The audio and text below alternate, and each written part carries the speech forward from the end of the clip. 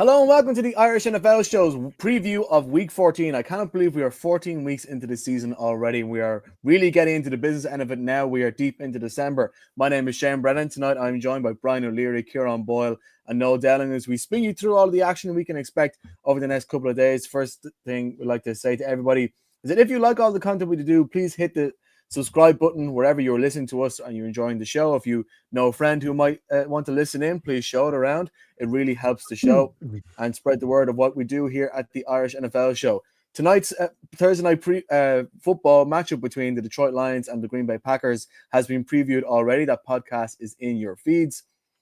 When it comes into the night show, then we are looking ahead towards 7 6 o'clock games on Sunday, 3 9 o'clock games, Sunday night football and Monday night football. If you are a fan of either the Ravens, the Broncos, the Texans, the Commanders, the Colts, or the Patriots, your team are on a bye week. This is the bumper bye week for a lot of games. So we've condensed all the action down into a few key matchups as we go ahead through this game.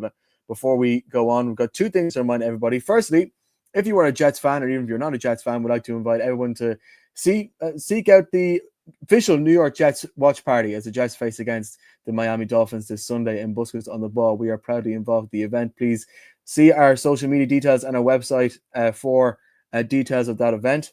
As we move swiftly into segment one, guys, which is brought to you by RuPoint, demonstrating the value of global PR and comms. And no, we were talking earlier about the during the week a lot about Kirk Cousins. He threw 4 interceptions for the Falcons last week. He's now going into Minnesota, his old stomping ground. This is definitely a get-right game for him personally. The Vikings are definitely in, maybe not in cruise mode, but have certainly been the much better team throughout the season. The Falcons are in a bit of a scrap for that NFC South title. Vikings coming into this as 5-point favorites. Question marks as to whether Kirk Cousins will be cheered or booed back in his home stadium. This could get spicy. At the same time, this could get sloppy. But it really depends, I think, on how the Falcons try to take control of this game. Yeah, absolutely. I don't think they'll have any reason to boo him because I think Kirk Cousins is going to go in this weekend and he's going to have a really tough time against his Vikings defense.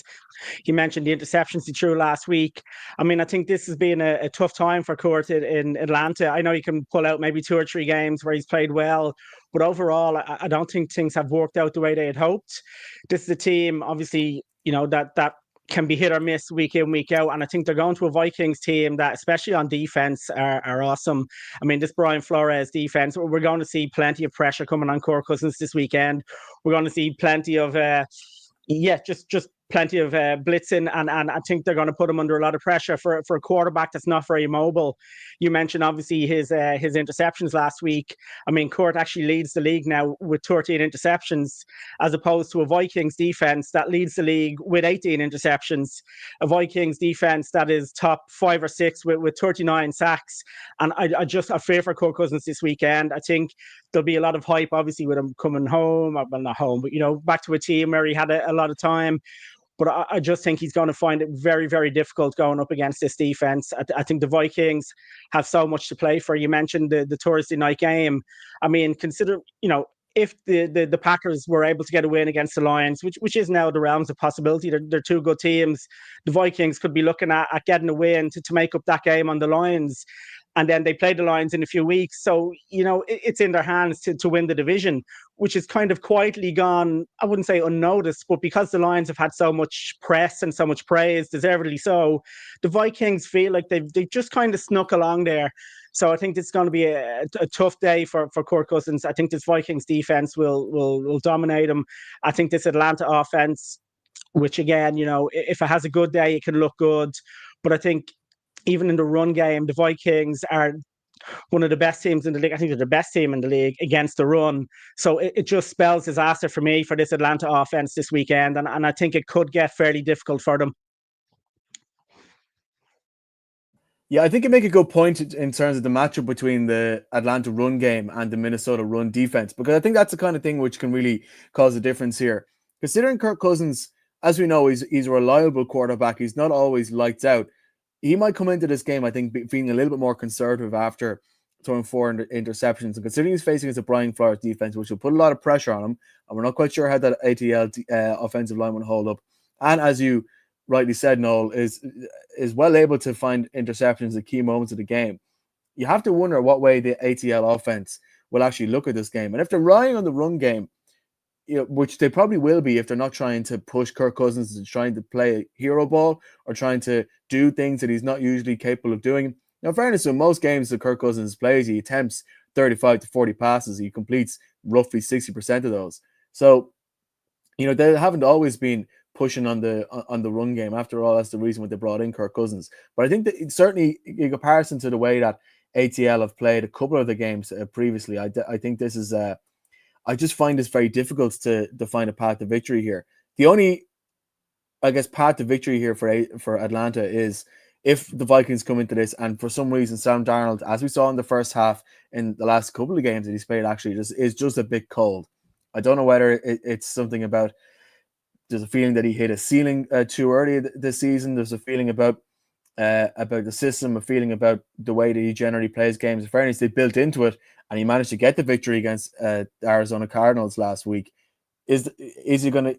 Can he rely on that again if for some reason the Falcons get up early? The thing is, though, I'm not expecting the Falcons to get up early. I think there's too much talent on the Vikings side for them to let this game slip. So for me, I think the Vikings are going to win this one. Kieran. Yeah, I think Atlanta kind of peaked around mid-late October, when they were humming with that run and passing game. And it almost seems like they're reverting back to the same old Falcons. That was a nightmare for Kirk last week. But I can't see any way that, they trouble the Vikings in any way. That defense, we say it week in, week out, that Vikings defense is all world. So I think it's going to be a Vikings win.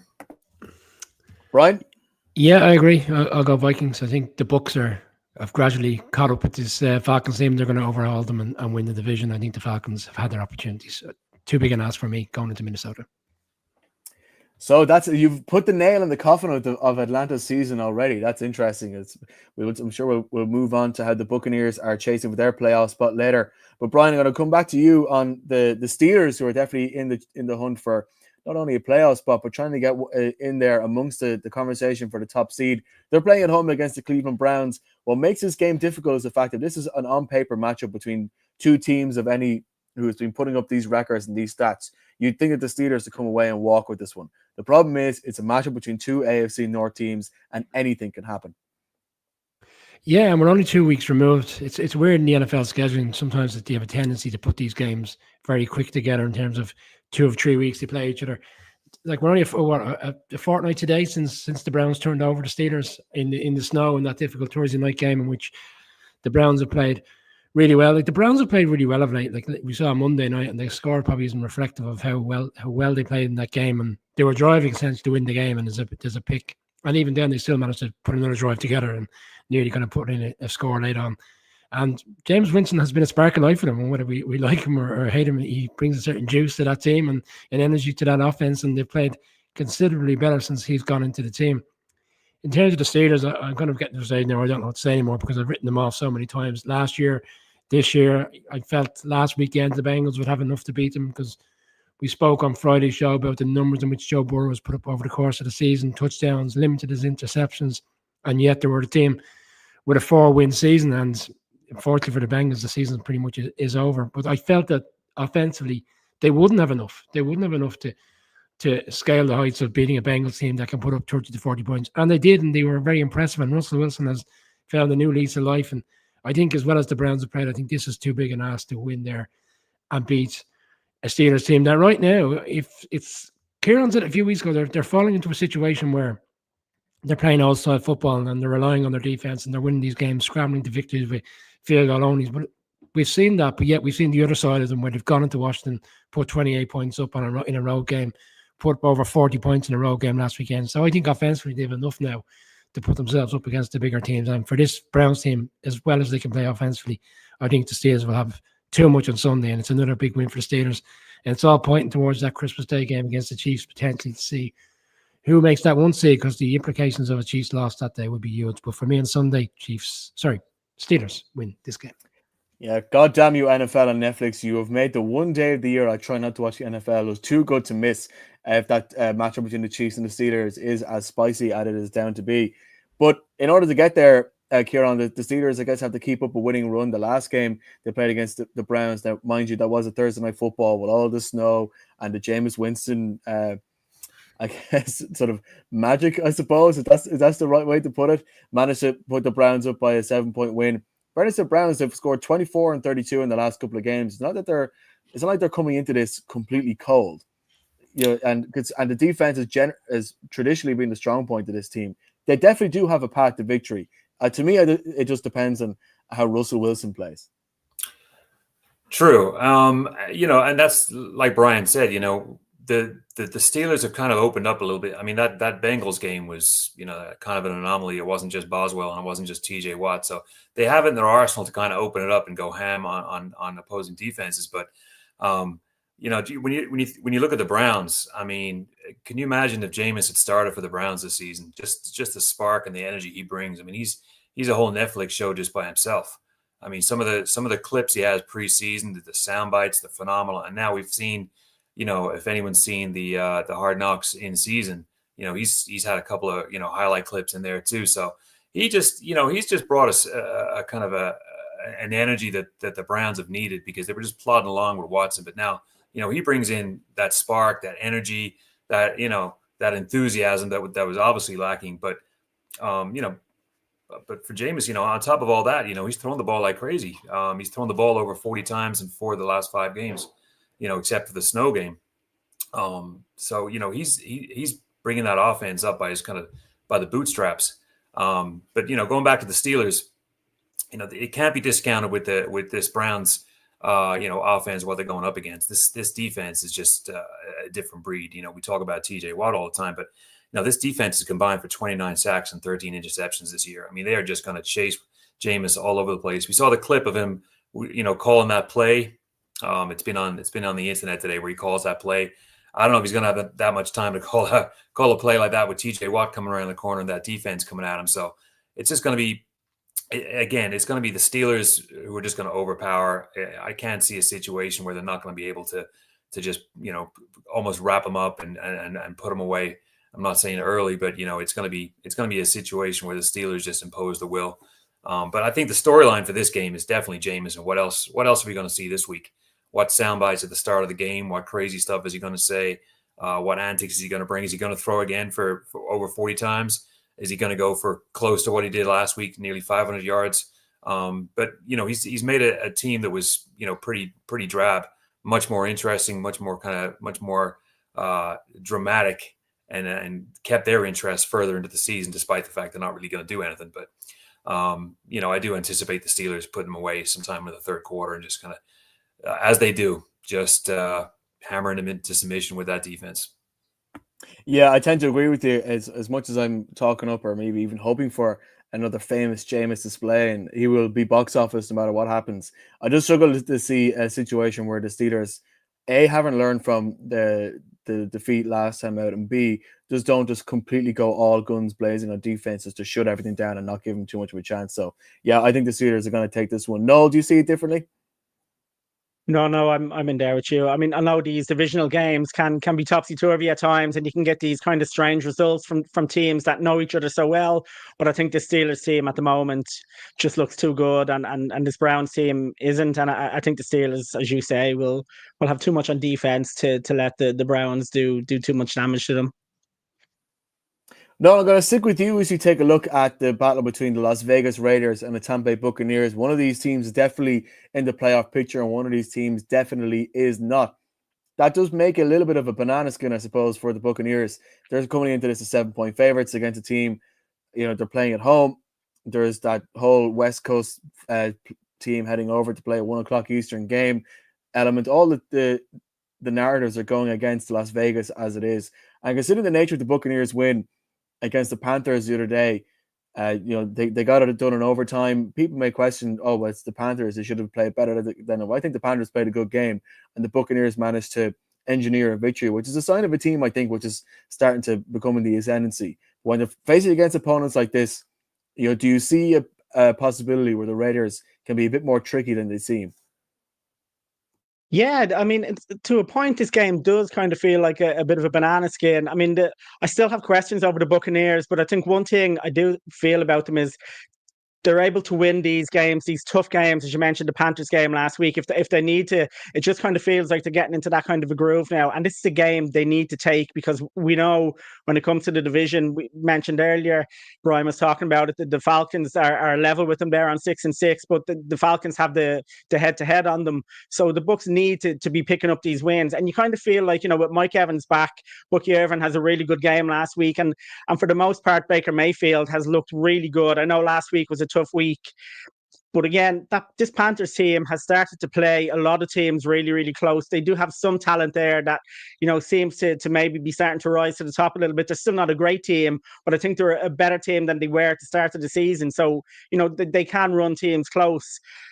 Then we look at this Raiders team. They have a big game last weekend, but I know Brian has talked about it in the past. There's something about the Raiders and the Chiefs, that the Raiders just step up and are able to play this Chiefs team really tough.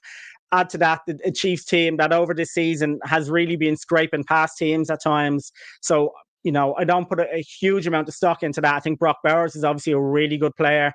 They still have question marks, no matter what a quarterback, no matter what O'Connell did last weekend against the Chiefs. So I think this is a Bucs team now that are kind of in win mode, because they need to be. I think they can scrape out wins against most teams. And I think this Raiders team, while it could be a banana skin, they could pose a problem.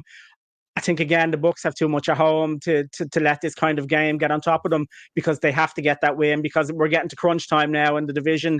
And I think the Bucs have enough there. They've enough firepower to take a Raiders team. I think Mayfield will be better this week than he was last week.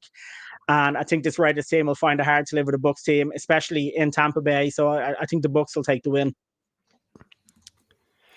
Brian, you've already put the nail in the coffin for the NFC South. I imagine you believe the Buccaneers are shoe-in for this one.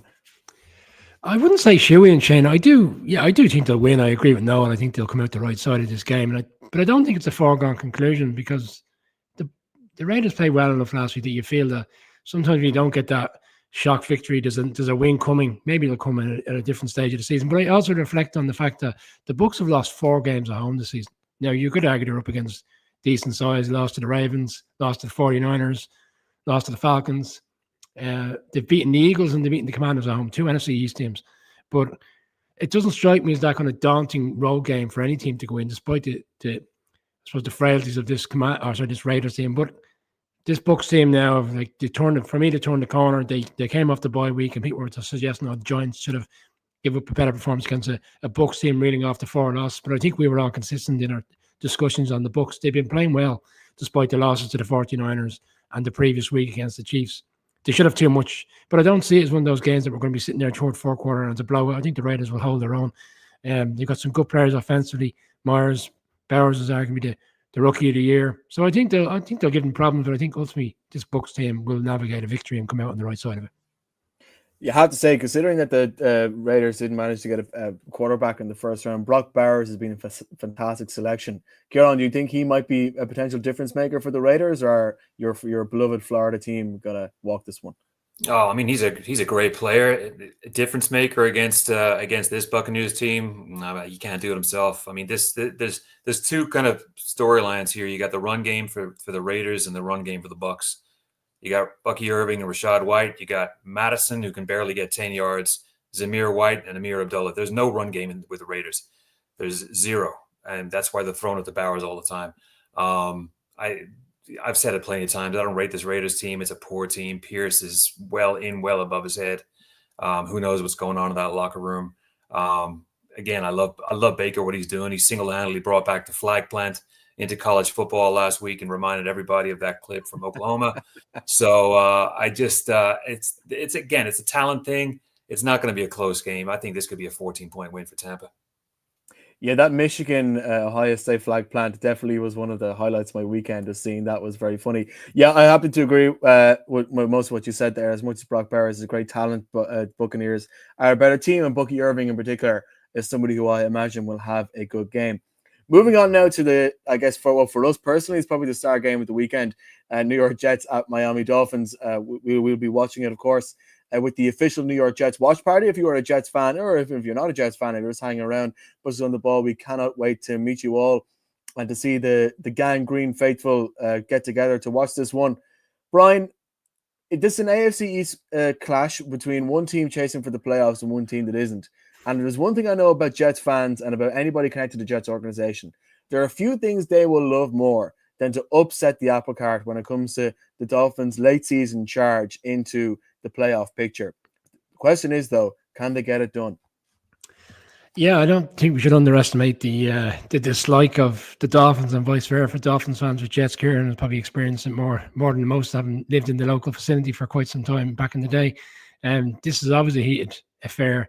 And despite the nature of both teams' season, it still has a lot of intriguing conversation. We've obviously seen the Aaron Rodgers piece come out this week in terms of the show that's ahead over the coming weeks. I know Kieran's trying to allocate some time to watch it. He can't wait for the Aaron Rodgers the program to come. The Netflix adverts are already out, and like the Rodgers played better last weekend. I think over the course of the game, I think the Jets played better, but unfortunately still managed to give up late scores and come out the wrong side of the game against the Seahawks. They scored in the 3 opening drives, and we touched on it Monday. Devontae Adams looked like his old self, and it looked like this was definitely a game. And we spoke about this had the nature of a shock on the cards even when we previewed it last week, but obviously wasn't to be. It'd be interesting to see what their mindset is coming into this game, because this week there's been so many different outlets of conversation whether Mike Vrabel is going to be the head coach there. We spoke about Pete Carroll on Monday. They're already moving on, Jets fans, to who's going to be our head coach next season, who's going to be our GM. Aaron Rodgers has been speculated as wanting to come back, but realistically, is he going to come back? And then you've got a Dolphins team that, yet again, in prime time, just didn't show up last week. They showed up in the second half when the game was out of hand with the Packers. They probably had 10 days now to stew over that. That's Lawson. Predominantly, they're better at home, and the weather will suit them better as opposed to being on the road. They just can't seem to get over the knack of road games in difficult weather conditions. I think the Dolphins will come out the right side of it because they need it more. I think, despite the 2-game deficit in the 7th selection in terms of the wild card, and the Broncos are holding it, I still think there's a lot to play for this Dolphins team. And I can see Tyreek Hill and others having a big game on Sunday. I will go with the Dolphins. When I was looking at this game in the lead up, I guess firstly, the prime thing in my mind was last year's Black Friday game, when in the first half it looked like it was a bit of a battle between the Jets and the Dolphins. That time it was in MetLife. It wasn't in Miami as this game is. And then Miami find a way to end up completely walking it. They ran back that 99-yard either kick or punt return. I think it was a punt return. And the Jets just did not show any fight in the second half, which really sparred with images of my father used to live in. My parents used to live in New York City back in the 90s. My dad was at the famous fake spike game when Dan Marino threw that against the Jets. And he was just saying that there's something about whenever the Dolphins come into town, this really makes the fan base there boil. There's something about that particular fan base that maybe that's changed over the years. But when I look at this game, though, I try to look at myself and how the two quarterbacks are handling their seasons, because I think the Jets have proven in the last couple of games that they're capable of scoring points, but their defense is also capable of not being as strong as we thought it was, considering that was supposed to be the bedrock on which all Jets success was built for the next couple of seasons. You looked at what's happening in Miami. Yes, they've built up a head of steam. They didn't get it done in Green Bay. Now, this time they're back in warmer climes. But what strikes me is the difference between the two quarterbacks. This week in press conferences, Tua Tagovailoa was open from the press and said, yeah, listen, the fact that I got concussed, that's the reason why we've had such a bad season, which is a bit of a quiet part out loud. Okay, fair enough. You're taking responsibility and you're not pointing the finger at anybody else, but you're also admitting that the organization is reliant on the talents of one man to carry themselves, which, as much as that is definitely the case in some other more successful teams, the fact that was made very, very clear in Miami. So it makes me think that there's definitely frailties for a divisional rival who understand them and play them regularly to pick at. But then I look at what's happening with Aaron Rodgers, and he's sort of fending off questions about his future. He's been calling people ridiculous for claiming that he may be thinking about moving on, retiring, and obviously there's the upcoming media circus that will inevitably surround the release of that Netflix documentary. If it's not next week, it's the week after next. So I really don't know what to make of it. I got to be honest, though. I'm going to pick the Jets to win this one by roughly a field goal, if not more. And I'm going to tell you why. I just think that there's something about the Jets, the fact that they've played so well offensively, and there's something about the way that they finished that game at the end, which will make me think they will come into this with a greater determination. They're playing in more comfortable weather. They're playing against a an opponent which I think can be undone. And once the pressure gets on the Miami defense, I'm actually don't have the full confidence on them to stick it out. I know I said early in the season that I will never, ever, ever trust the Jets to do anything again, but I'm going with them to win this one. Am I fully confident in this one? No, but maybe because we talk about the curse of the Irish watch party when Irish guys meet up, their team managed to lose. Well, maybe it's a reverse if your team is definitely not the favorites for the game, and the Dolphins are 6-point favorites for this one. Maybe it'll work somehow in reverse. I don't know, but yeah. It's more of a lack of confidence in the Dolphins than it is a confidence in the Jets. But I think if you're going to have a divisional upset, it might as well happen here. No, I will never, ever, ever trust the Jets to do anything again. So no, I'm going with the Dolphins. I mean, too many times at the start of the season, I backed the Jets, even when it looked like things were going a bit bad. I thought they had the players there to win games. They don't, and now it just feels like there's a lot going on inside that roster and inside that franchise. And then look, they found a way to lose last weekend, and I think the Dolphins have looked so much better with Tua coming back. And I agree with Brian. While people may think they're going to have a tough time to make those playoffs, they'll still be looking at a couple of games back and thinking, if we put a run together, we can do this. So I'll go with the Dolphins. Kieran, do you trust the Jets? Nope. Never will. At least not this season anyway, unless they show me something. 65% of touchdowns the Jets have given up are against the run. And who's the Dolphins running back? That's all you need to see. And like Noel said, the Jets just continually find ways to lose games. Even though they were up against Seattle and they were up against the Colts, you just knew that something was going to happen. The break of the ball, a penalty somewhere, ball is called back.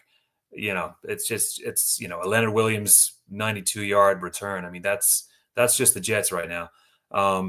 In order for the Jets to be anywhere close, everyone's got to be on the ball. Allen, Devontae Adams, Breece Hall, Rodgers has got to be playing like his hair on fire to have any chance. The Dolphins, obviously, like we saw in Green Bay, they're a different beast at home.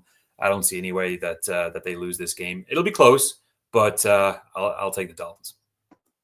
Right, that's it for our first section. We'll be back with a few quick picks after this.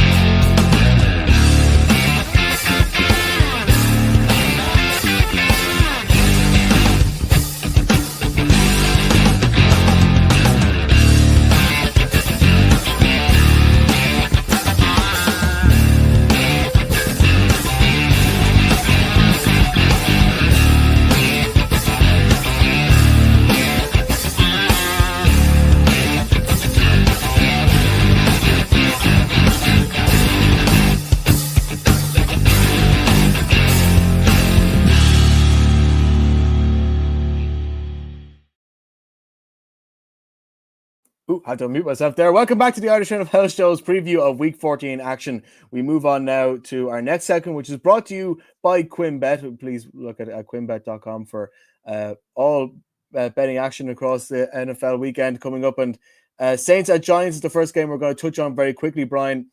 Both of these teams put in the quick fire pop because both of these teams are not in the running for the playoffs. But you have a quick point to make on this particular matchup. First and foremost, I'm selecting the Saints to win the game. And Kieran won't like this, but Shane and David are absolutely coming back, because why would any head coach in their right mind who, if you were going for the playoffs, you had players with bumps and bruises, you would have them all on the field come Sunday. The fact that he essentially said yesterday 9 players are week to week, which means they're not going to play this week, he is essentially giving up on the season without tanking, because he's going to play a weakened team and lose every game. If you're under pressure to keep your job, you probably don't do that. I think they've been given assurances they're definitely coming back. Weakened team, weakened game, Saints to win and cover that 5.5 point spread, which QuimBet have for me is probably one of the most attractive offers this weekend. Saints. Kieran, your right of reply. I mean, I think Shane and Dable are done, but I think the Saints will win. No, Shane and Dave all done, and Saints to win? Question mark. Well, no question mark on the Saints to win for me. I think they'll be too strong for the Giants. So yeah, Saints get the win. Yeah, no question mark on the Saints to win, and also no question mark on Shane and Dave all being done. But we'll get the Giants chat when eventually they do get the sack. Moving on to Jags at Titans. Interesting one here, of course. The any matchup between two AFC South teams has the potential to bring up a bit of drama and to keep things close. The fact that Trevor Lawrence is now out injured, I think for the rest of the season now after that concussion he got last week, means that Mac Jones will be in position. Kieran, you're the one who's the man on the ground in Jacksonville. How do people view this particular matchup? Another lost season for the Jags. That's really it. I mean, Lawrence is out for the season. There's no way they're going to bring him back. I mean, he's on IR, but they're not going to bring it back. Now the biggest issue for the Jags now is filling seats. They have 2 home games. They got the Jets, and I'll tell you right now, it'll be 80% Jets fans. I'll most likely be at the game. And then the last home game is against the Titans, and it'll probably be 60-40 Titans. I just don't see. It's just despair all over the place here. It's another lost season. Again, they're stuck with Lawrence for the foreseeable future. Everyone thinks that Doug is done, and who's the coach coming in? That's the big question. The Jags. Here's a stat: the Jags are 62 and 145 since the start of 2012. They've lost in that period. They've lost 70%, 7-0 of their regular season games. I mean, that is a franchise that is not treading water; they are drowning, and something's got to change very, very quickly. There's a stadium coming on board in a couple of years. Shad Khan said this at the start of this season. It's the best crew that's ever been assembled. And that showed it wasn't the case. Couple of nice surrounding players, but with Lawrence out and this team at 2-10 and not showing any signs of life anywhere, the big thing for Khan is going to be empty seats in Jacksonville, and that's going to tell the tale. So it'll be Doug out the door. Probably won't be until the end of the season. I thought it would happen a lot quicker, but. Who's going to be the next coach? Who wants to take that? Who wants to take that coaching job? Who wants to have Trevor Lawrence? A decent project, but we'll see. But it's again another lost season in Jacksonville. It is a shame, I think, because of the talent and certainly because of the way they've been playing for much of last season. But I have to say, when it comes to Jacksonville Jaguars, and I never thought I'd say this, I definitely trust Will Levis more than I trust the Jags quarterback, because the Jags quarterback is, of course, Mac Jones. And Will Levis, to his credit, didn't throw an interception and has had a couple of half-decent games, the win against the Texans being foremost in the mind. So I think that the Titans have everything there to go into this and sort of flex their muscles a little bit. Brian? Titans all day, absolutely no consideration for the Jags in this one. No? Yeah, same for me. Titans all the way. Final game in the quick hits is the Carolina Panthers at the Philadelphia Eagles. Every ounce of my being wants the Panthers to win this game, and I don't mean that as in an anti-Philadelphia way.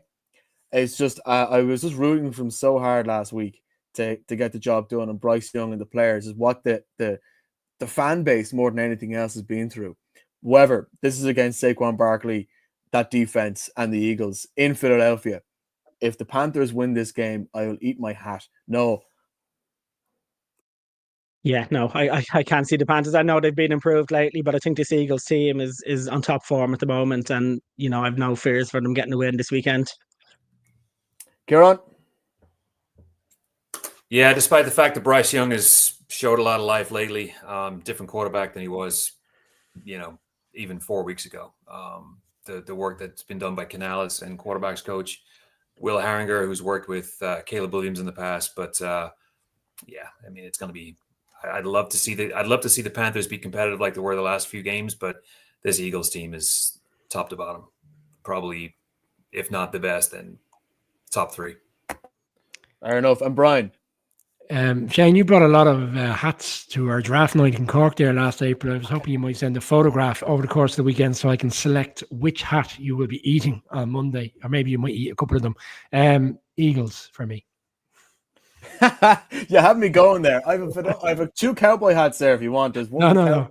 And one without. I can go up and bring it down. Anyway, moving on to, I guess, the games that were probably more on the lines and moving to the 9 o'clock window. The first game we touch on is the Seattle Seahawks playing at the Arizona Cardinals. I think 2 weeks ago I called this as being one of the biggest matchups of the season. I still think this is the case.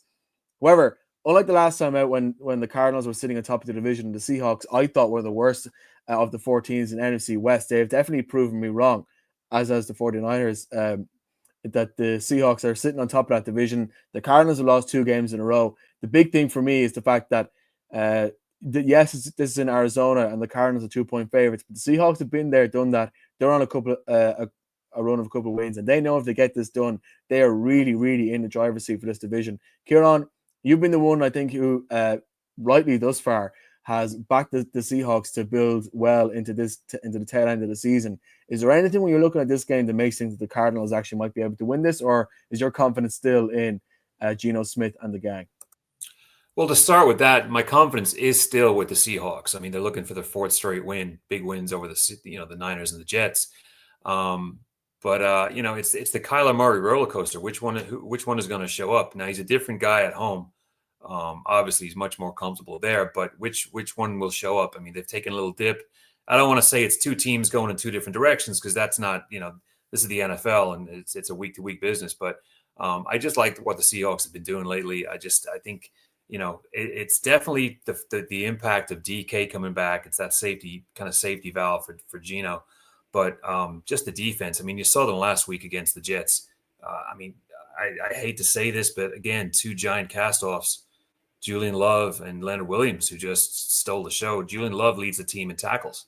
I mean, that's another player that, and again, that's a conversation for another day, but it's another player that the Giants let go.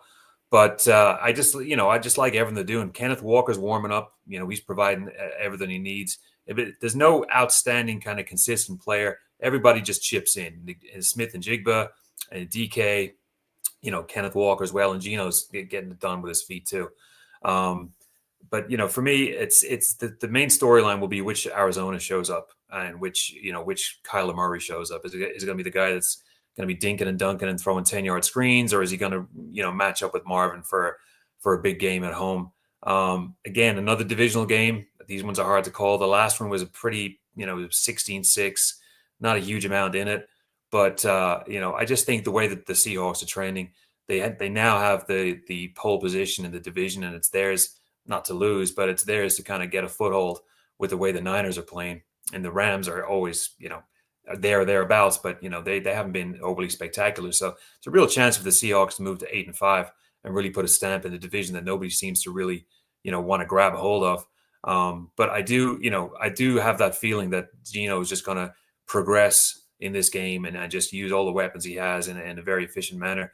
I'm still concerned with Kyler. I've said it, pretty much all season. Blows hot and cold. He can go off and then he can have a game where he's hiding in the shadows. Despite the fact that he's got a nice little supporting cast, does he use it to the best of his ability? I mean, Trey McBride should be getting, he should be getting over 100 yards each game the way he plays. Again, put to the sword. I would take the Seahawks. I think it's gonna be another close one. I think this is gonna be a classic close kind of divisional game, field goal in it. But I'm gonna stick with my Seahawks.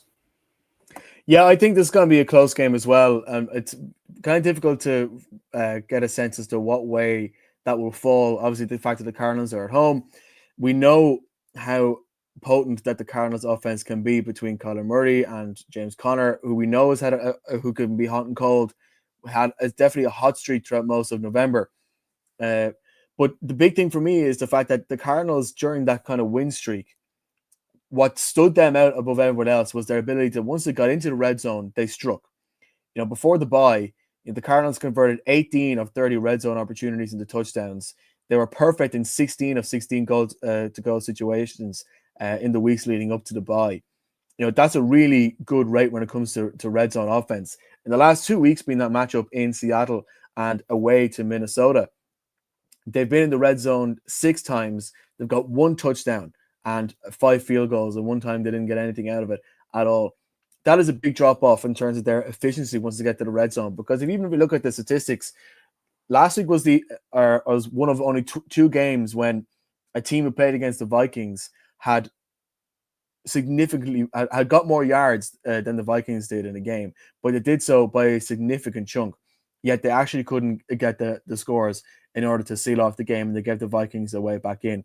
And we'll look at the way that the Seahawks are playing. I look at the increase in play between Geno Smith and DK Metcalf. I look at the way the other wide receivers are playing. I look at how the defense is managing to control situations better, even if statistically they're not always the best. That is where my confidence lies as well. I think the Seahawks will win this by a field goal. Brian. Because of the uncanny nature of this division and the flip-flopping of teams beating each other, I am going to go with the Cardinals. And they've only had one loss at home this season, which was against the Lions, which is with all due respect, arguably the best team in the league, certainly the best team in the NFC. So I think they'll find a way, Kyler Murray-esque, to play well, come out the right side of this game, and certainly put the division back in the melting pot. Yeah, definitely good point. Actually, those two games I was referring to were both on the road. No. Yeah, I mean, I found this probably the toughest game of the weekend for me. I mean, I don't trust either quarterback, but on their day, either quarterback can go out and win a game, especially with the talent they have around them. I'm just going to give the edge to a Seahawks defense, which I think is starting to really step up. But this game really could go either way. I think it'll be a tight one. I think it'll be a good one, but I think the Seahawks may sneak it. Well, you say you found this game a particularly difficult one. That's probably a difficult one to call. What might be a difficult one for you to watch is when the Bears travel to San Francisco to play against the 49ers in that late window. The 49ers coming in as a 4-point favorites. This is the first game the Bears are playing without Matt Eberflus after I think is he still waiting to use his timeout? Is that something he's waiting to use in the airport or something like that? I'm not quite sure. Tremendously bad decision. And we saw it when we were hanging out on Thanksgiving at the end of that game. They had the chance to go into Detroit and come out with the W, and they came out with a timeout not used. It's funny because they used too many timeouts in the first half. Very weird game management, very weird clock management. He's now gone. I think more trust being put into the offense to try and find a new way to put their stamp on their identity so that by next season, the Bears know who they are. They come up against the 49ers team who aren't completely out of the running yet, but have definitely taken a couple of hits and need a get-right game. No. Can the 49ers get right, or will the Bears prove themselves to be better after Matt Eberflus? I think either team can get right in this one, and either team can completely lose it. I mean, look, yeah, you say Eberflus is gone. I think that timeout, he gets to keep that as part of a severance package or something. I don't know what he was doing. I think Brian kept hitting me saying, "Noel, what are they doing? They need to take a timeout." And I was just like, I don't know what's going on here. So look, it was the right move. It was, the way things have gone. I mean, look, I look at this game, looking at the injury report, both teams look like they could be losing a number of players. I mean, obviously, CMC is gone again with an injury. So the 49ers will obviously miss him. Then Mason himself is gone, is his backup. So the 49ers are down to their third string running back. And the Bears at the moment, Roshan Johnson and DeAndre Swift didn't practice today. So there's question marks over those two guys. So that could be a big impact on Thomas Brown coming in for his first game, along with DJ Moore, who didn't practice. So we'll be kind of keeping an eye on where those guys are as the weekend comes. But I don't know with this Bears team. I mean, they've been so close the last few weeks that you kind of see a team there that's better than the results kind of suggest, with bad management kind of really worked against them. I mean, I'm loving what Caleb Williams is doing in the fourth quarter of games, but people still need to keep in memory that, like, they're still not starting these games very well on offense. They were terrible in the first half against the Lions on offense. It seems to be late on in the game, he seems to have that mentality to push it on. So that's something that they'll need to sort out. I think this weekend against the 49ers team, I just feel there's so much negativity there at the moment. They're very lucky the division they're in, that they're still within striking distance, just the way we talked about the other games, the way it's all panned out. I don't know. I have a feeling that this Bears team are gonna sneak a win. I don't think it'll be a great game. I think both teams will be missing players, but I am very confident in what Caleb Williams is doing. And I think we've all seen it. Teams get this new coach bounce from somewhere. And I think the vibe just feels a little better in the dressing room at the moment with the Bears, just because of everything that's happened, given the firing and the hiring of Thomas Brown, who they apparently like, although I don't read too much into players coming out saying, "Oh, my new coach is amazing, I love him." Of course you do. What else are you going to say? So I just think with two teams who are going through a tough time at the moment, a lot of injuries between them, I'm just going to give a new coach bounce to the Bears and say they'll go in there and sneak a win. But look, again, the 49ers need this win. They're still in contention. That obviously could drive them forward. They could get a win easily. But I'm just going to go me head on this one and say Bears will sneak it. Yeah, sometimes with a new coach, if they say they love the new coach, it's not always the best thing, but who knows? And Brian, I've one thing to throw at you, I think, when it comes to the 49ers point of view.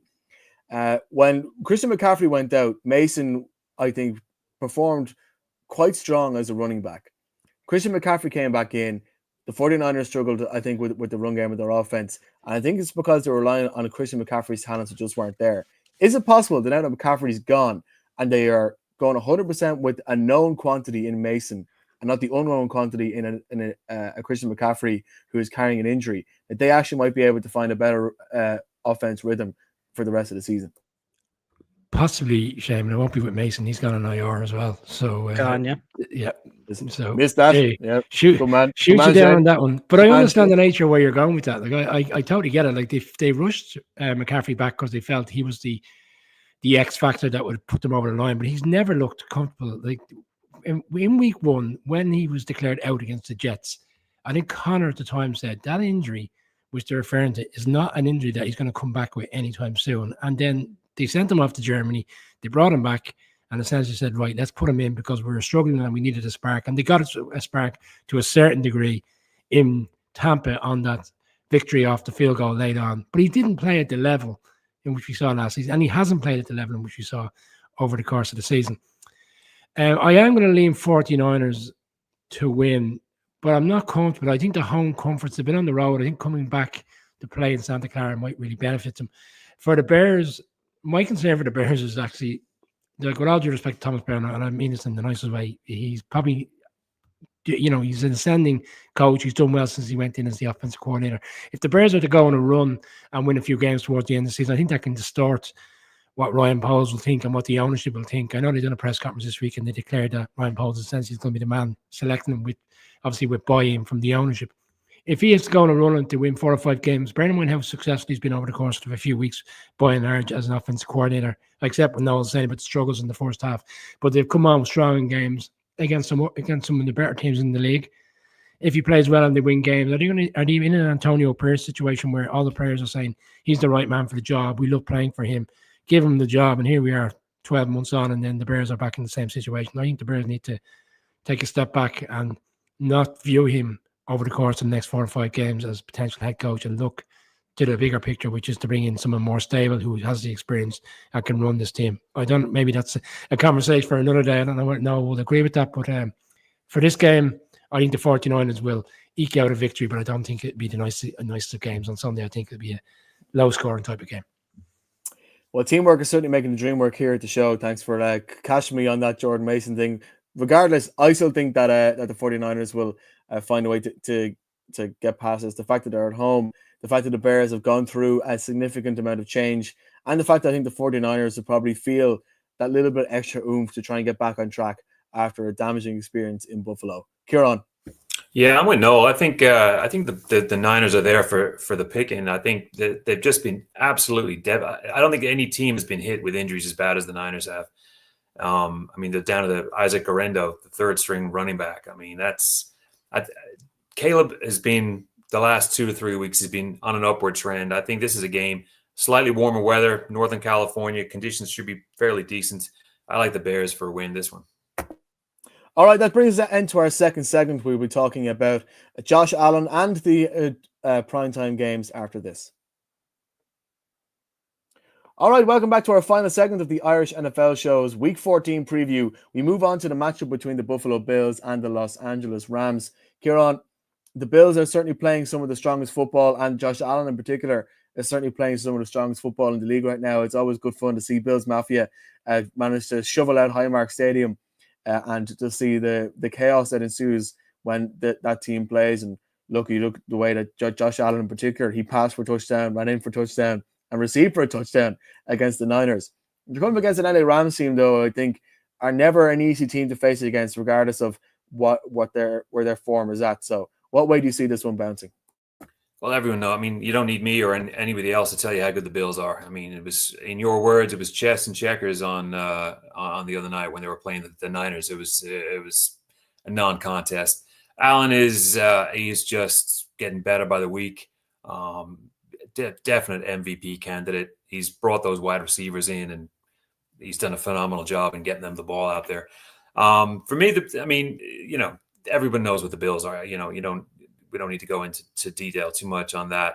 Rams, though, are 5-2 since starting the season, 1-4, and a couple of parallels from last year when they went in a little run and they just about scraped the playoffs. Again, with them, it's as the opposite to the Niners, where they're losing players left and right. The Rams are getting more and more people back by the week. There's a guy that a linebacker for the Rams. It's very unheralded. Christian Roseboom. He's been a phenomenal addition to that defense. I mean, people talk about Fisk and Jared Verse back there, but Roseboom, from coming back from injury, has been a huge help to that defense. Stafford had a pretty quiet game last week. He only had he had 183 yards in total. But I mean, they still had 22 first downs in that game against the Saints, and the fact they didn't put up more points is crazy. They've got their issues in the run in the red zone, but for me, if the Rams are going to have any chance against this absolute juggernaut, it's going to have to be a lot of Kyron Williams. I mean, he's pretty much a lock at home for 100 yards and a touchdown, but he's going to need about 180, 190, and he's going to need 2, maybe 3 touchdowns if this game is going to be competitive. The secondary for the Bills is really coming into their own. I think they're going to have the number of Kupp and Puka. Bills Mafia, I mean, when they go to Miami, they absolutely take it over. This game in Los Angeles, like I talked about with the Jags earlier on, this could be 75%, Bills Mafia in Los Angeles. It'll be almost like a home game like it was for the Eagles a couple of weeks back. I think it'll be competitive. I think the Rams are a competitive team. They're getting better by the week, and they're getting better with all these with these injured players that are coming back. But again, it's the Bills. They're a juggernaut right now. And if it wasn't for the Lions and the Eagles doing their thing, everyone would be talking about the Bills as probably the best team in the league. So I think the spread is -4.5.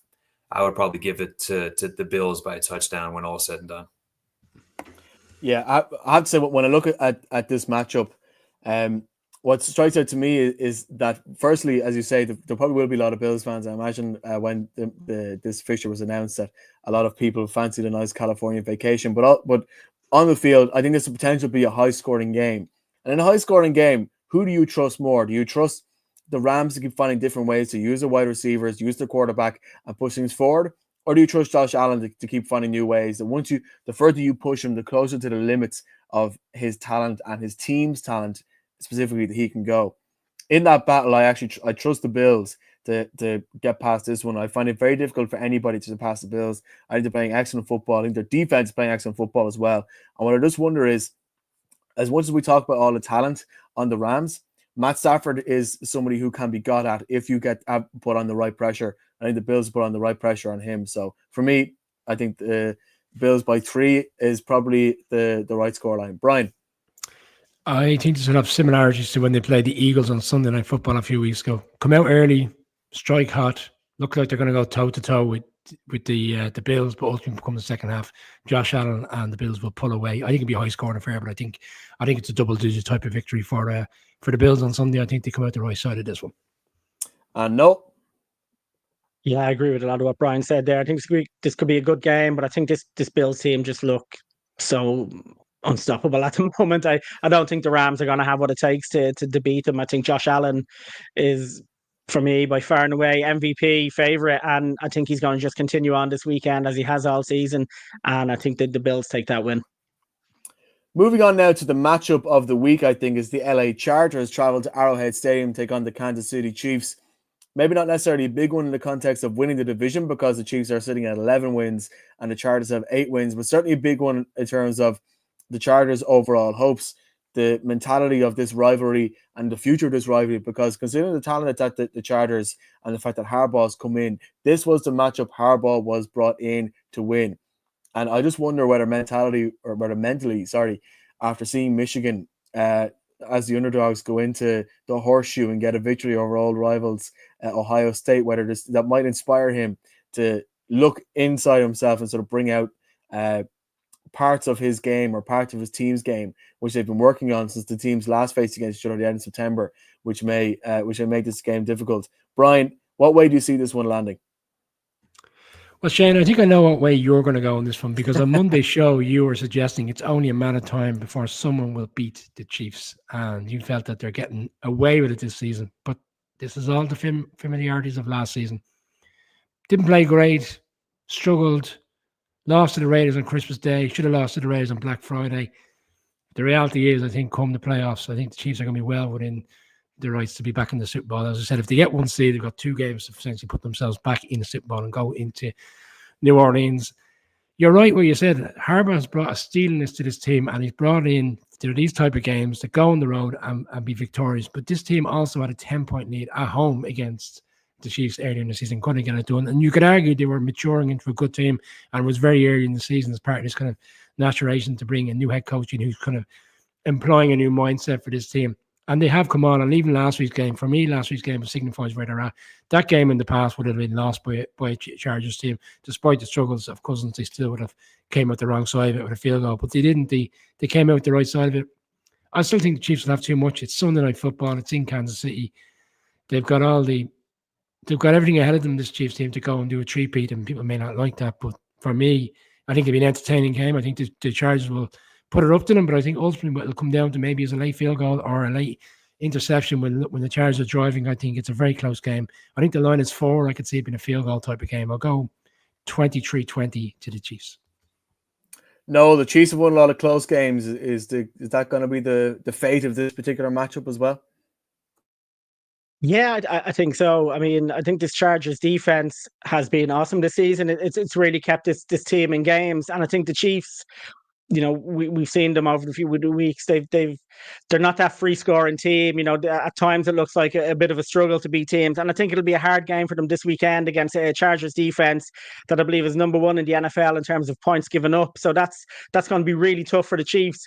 But I think the Chiefs offense will have enough to score and maybe put a bit of pressure on the Chargers. For me, the question is the Chargers offense. Now, I love Justin Herbert. I think when he gets going, he's one of the top quarterbacks in the league. I don't know if he has enough around him at the moment. I know Lad McConkey had a massive game there last weekend. Quillen Johnson kind of looked like he was, developing for a while, but I'm still not sold on him. J.K. Dobbins is out there now, so that's going to be a big loss on this offense. So I just think, although the Chiefs' defense haven't been up to the standard they have been over the last couple of years, they don't seem to be as dominant. I still think they're going to be strong enough to slow down the Chargers' offense, which maybe doesn't have enough options around Justin Herbert yet. I mean, on their day, they can have good games and they can put it up to teams. But I think this Chiefs team are too experienced to let that happen to them. I think they'll do what they need to do, as they have done all season. I think they'll just do what they need to do to keep this regular season progressing to where they want it to go. And then in the playoffs, that's where it's like the rockets fire then and they get going. So I think it'll be a tight game. I don't think it'll be a very high scoring game. And I think the Chiefs will come out the better end of it. I'll be honest, I was looking at this game and the first thing that came to my mind was, well, sure, the Chiefs are going to get done here. Then I took a look back at the Chargers last couple of games. We have to forget, of course, they lost in the Hard Bowl to the Ravens. They only scored 23 points. And against the Falcons, you have to remember, their offense didn't exactly look fantastic. They got the win because the defense managed to pick off Kirk Cousins 4 times. Sometimes down to defensive good plays, sometimes down to really bad play by Kirk Cousins. When you consider the Arrowhead factor, you have to wonder what way that will sway things. I got to say, they're going to stick with my guns. I think the Chiefs are going to find a way to lose this game by a close one instead of finding a way to win it. I think Harbaugh will be able to pull up something out of his sleeve. So for me, give me the Chargers. Kieran. Yeah, I'm trying to talk myself into picking the Chargers because I would love nothing more than Harbaugh to go in there and get the win. But, like Noel said, J.K. Dobbins is out. That's a huge loss. I mean, Spagnuolo won't have any concerns about dealing with Gus Edwards, Hassan Haskins, or even Kamani Vidal. So, and then on the flip side, Pacheco is back. He's starting to get the ball again for the Chiefs. I just can't see any way the Chargers are going to pull this out. Again, it's going to be another 1-score win for the Chiefs. Probably a field goal, but probably a touchdown. All right, we're going to move very briefly on to Monday Night Football. There's a lot of time between now and then, so we probably won't go into too much detail with the matchup between the Cincinnati Bengals and the Dallas Cowboys. I'm going to give my pick first. I think the Bengals are going to win. I'm shocked that I picked the Bengals to win a football game. I just think that, the Dallas Cowboys aren't, their home form isn't fantastic. It's different when you're playing against the Giants on Thanksgiving. It's another problem when Joe Burrow, a quarterback who easily leads his team to score 30 points plus, comes into town. I think he has enough in his locker to pull out a victory here. Kieran. Yeah. Dallas have been outscored by 111 at home, and opponents score a touchdown on 77% of their red zone possessions against Dallas. And here comes Joe Cool. He already put up a bunch of points last week.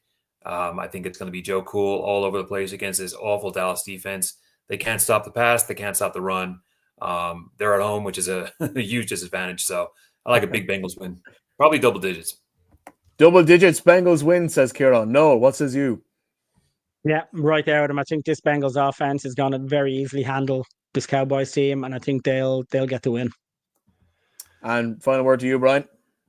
The Thanksgiving games, despite their win, kind of signifies how poor this Cowboys team are.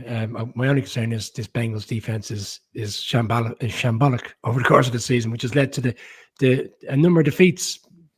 It's still going to be Bengals for me. I think they'll have too much. Bengals on Monday Night Football. Yeah, as much as the Bengals or the Cowboys aren't always great, I can't imagine them being. I can't imagine the Bengals defense being quite as shambolic as the Cowboys have in a lot of aspects this season. That's it for our Week 14 preview. Thank you very much for taking the time out to listen. Our live coverage resumes again on Monday at 9 o'clock. We'll have a couple of extra podcasts over the weekend. Keep an eye out for that, as well as our instant reaction podcast available from the early hours of Monday morning. But until then, thank you very much for taking your time out to listen to the Irish NFL Show.